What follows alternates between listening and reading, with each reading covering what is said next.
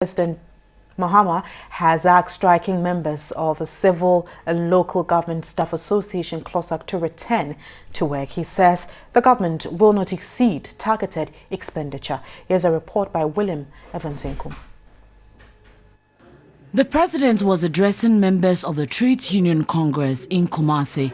CLOGSAG has been striking for almost 3 weeks over grievances in their interim market premium for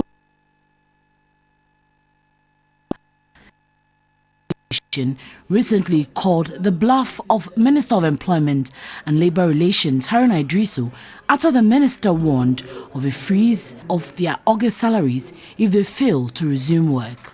President Mahama said bowing to CLOGSAG's demands will affect the national budget.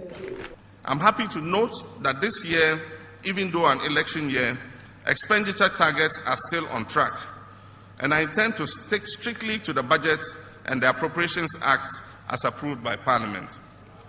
And this is why I appeal to CLOGSAG members to return to work. Acceding to demands to pay interim premiums will throw the budget completely off track and make nonsense of the sacrifices we have made together over the last year. I wish to assure you that it is government's intention to implement a comprehensive policy on payment of premiums starting from next year, and I've asked the Minister for Employment and Labour Relations to enter into an MOU with CLOGSAG to this effect.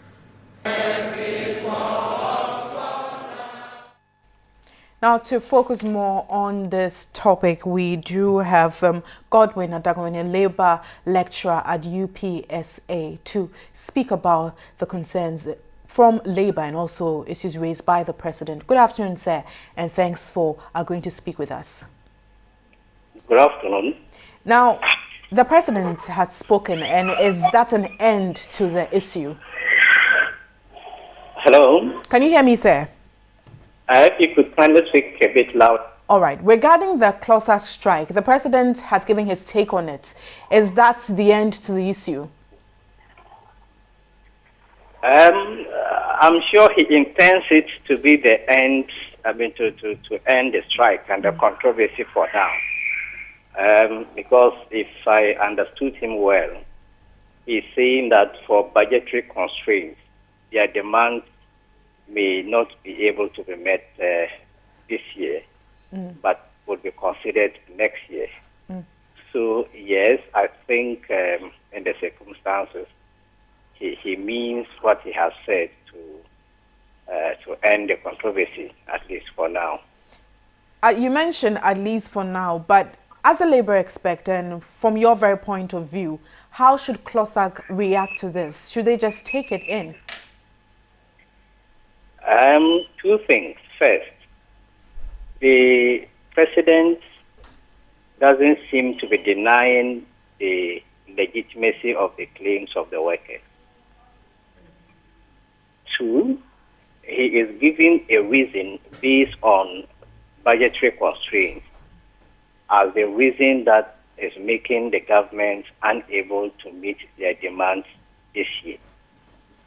So if you take these two things together, one may seem to be sympathetic to the cause of the government, that since the demands have not been factored for in the current budget, and since the government is acknowledging the legitimacy of their claim, I think that should be something that the workers should feel good about, although their demands may not have been met as expected by them.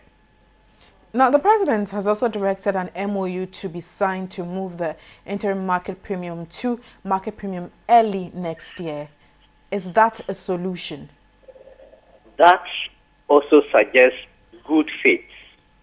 Because once the President is committed to putting his words on paper, generally we can treat that as an example of good faith.